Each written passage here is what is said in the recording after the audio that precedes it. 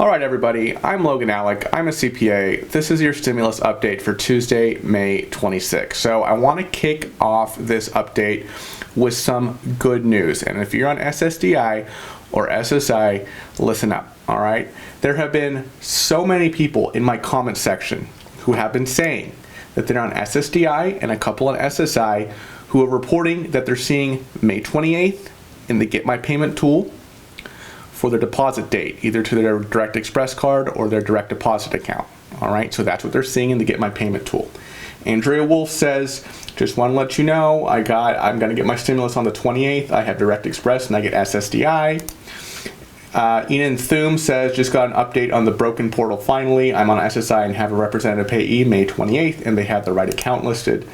Shy Nobody says, my daughter is on SSI with a payee. Got a notice today from Direct Express. She is finally getting her stimulus deposit pending for May 28th. So if you're an SSDI, SSI, or if you have a representative payee, right, because I know that's been a very confusing, this has been very confusing for that group as well. Please check the Get My Payment tool.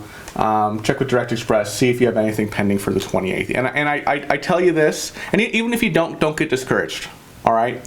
I give this good news just to say, hey, look, people are still getting their stimulus payments every week. I see a lot of discouraging comments in my comment section saying, oh, this stimulus will never come, and you kind of given up hope. Don't give up hope. The government is still making big deposits every week. They usually do it on Wednesday. It looks like the big deposits this week is going to be on Thursday, the 28th, probably because yesterday was a holiday, so they're probably a day behind this week with things. But don't give up hope. If you're eligible for the stimulus, okay, 99% of you will get it, okay? I'm not going to say all, because there is that 1%, right, where the check gets lost in the mail, or maybe, I've seen people say, hey, I had the wrong address on my tax return. The IRS said they mailed a check. What's going to happen? Well, it's going to go to that bad address, and if the address doesn't exist, it's going to just go back to the IRS. It's going to sit there, and, who knows what's going to happen to it. So there might be 1% of you who won't get the stimulus check in 2020, and you might have to just wait until you might have to file a 2020 tax return to get the benefit. Okay, but I'm confident that 99% of you who don't have those, just an off situation, you will get it eventually. All right, that is my hope, just optimistically speaking. Now, some people are throwing away their debit cards. So we know the stimulus debit cards went out last week, or at least many of them did. And various local news organizations around the country are saying that people are throwing them away. And I can't blame them, really. How many fake, debit cards or credit cards do you get in the mail, right? It's like you get an envelope, you kind of feel it. Oh, yeah, there's a card in there. But you open it up and it's just some balance transfer offer, or some like, hey, activate your membership for, $99 a month. And it's just, it's just a marketing ploy, right? Because people like the feeling of that plastic in their hands. And so many people are looking at an envelope, and the envelope, like I told you last week, it's not from the IRS, not from the Department of Treasury, it's from Money Network Cardholder Services, which, if you didn't know, might just sound like a scam, right? So, people are looking at this envelope, filling the card in there, they're just throwing it away with their other kind of, junk cards they get in the mail, right? But if you get in the mail an envelope from Money Network Cardholder Services, that's a stimulus payment, okay? You can watch the video last week where I told you more about what these debit cards look like, just so you can make sure. I'll put the link to that in the description. Now, another thing I want to talk about is there are some folks who are returning their stimulus payments to the government. So there's a couple in Texas, Richard and Betty Wood. They each received $1,200 stimulus payments. They're both 87 years old and on Social Security. It sounds like they have other retirement income, but they basically said return their checks to the government with a note. They said the pandemic did not bother our income, so we did not need this check. The husband, Richard Wood, says when he got his stimulus payment, he was a little bit surprised. I figured there wasn't any way to determine who needed it and who didn't. He also said that he wants to encourage all those that have income, like Social Security and retirement income, to send their $1,200 impact payments back to the United States Treasury. If 10 million sent their payment back, he said, it would equal 12 billion back into the Treasury. Now, I look at this couple and I say, bless their hearts, right? They looked at their situation. They looked at this $2,400 they're receiving from the government, and they probably thought, hey, somebody could use this more than I could. Okay, so awesome intentions, but I do have some reservations about this, right? Because look, I'm optimistic that a year from now, we're going to look back on this time. Now, I know many people will still be unemployed a year from now, and many people will still be struggling a year from now. Okay, but my point is, I'm hopeful that a year from now we'll look back at this time and say, hey, that was the worst of it, right? That was when I was super scared. That's when we really didn't know what was going to happen. That was the worst of it. So I'm optimistic that that will be the case. But I think there's a small chance, mind you, like less than a 10% chance. And again, I'm not an epidemiologist, I'm not a doctor. This is just my feeling based on what I've read. Okay, there's a very small chance that this could get a lot worse, right? Like apocalyptically worse. And in that scenario, I would say for that reason, because there is a chance of that happening, a small chance, if you're on a fixed income, you should be saving every nickel and dime you got right now, right? I mean, this is the time, if you got free money from the government, you need to take it. It's not really free, it's paid for by taxpayers. But anyway, that's besides the point. So there's that. Now, the other component here, if you're absolutely sure that you don't need your stimulus money, okay, I'm not sure that the United States Treasury is the best place to send it back to. Okay, because look, let's be honest, the government's a bureaucracy. It is not the most efficient machine. Why not, if you really don't need it, okay, go spend it in your local economy. Or if you really don't need it, give it to a local business owner or a local charity, right? Or something like that, something that will impact your community positively during this time. Because you know what, the government, it can just print its own money, okay? And that's what it does, right? It can just print its own money.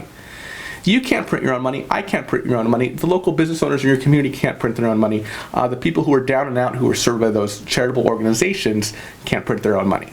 Okay, so if you really don't need it, right, I would say don't follow this couple's example. Don't send it back to the Treasury, where it's just going to be piled in with who knows what.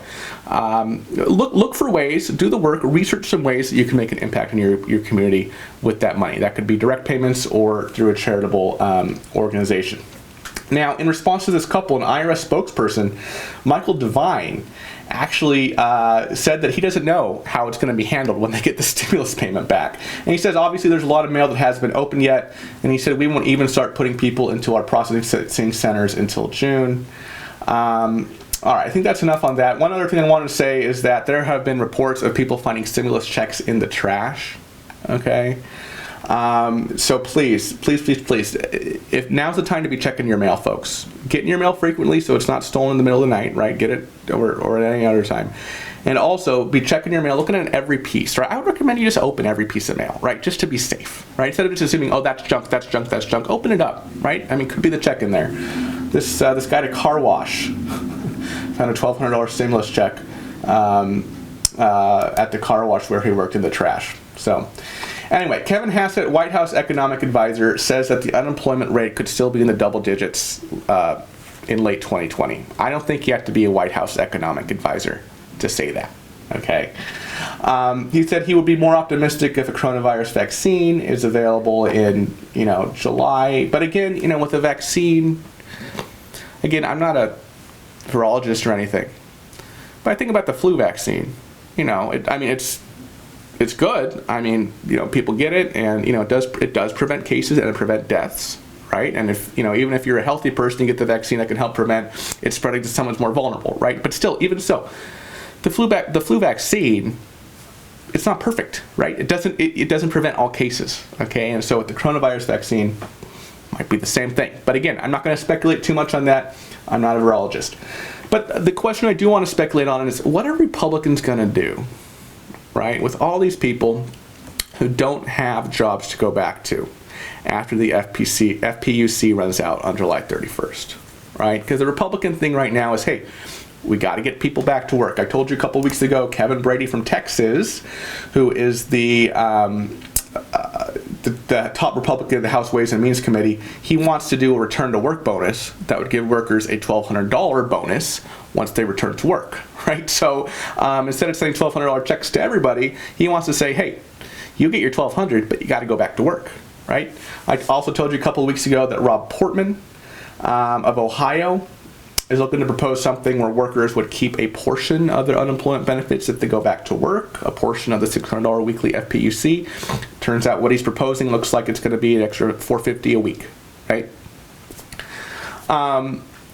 that would only be until the end of the FPUC, which is currently the end of July 31st under the CARES Act. CARES Act wants to extend that, but right now it's just until the end of July.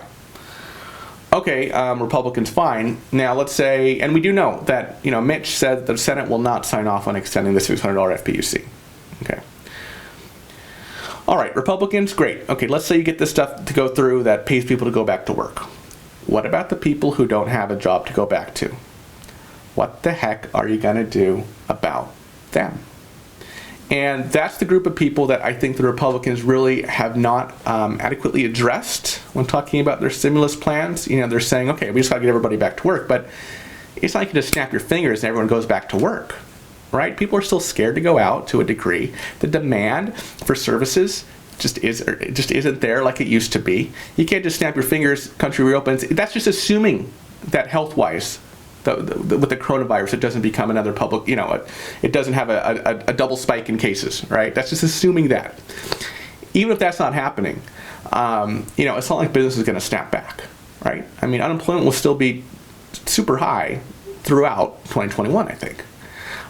So I think Republicans really have to figure out how they're going to work in those folks who lost their job, don't have a job to go back to, and if FPUC ends, they're not going to get by on just the state unemployment, right?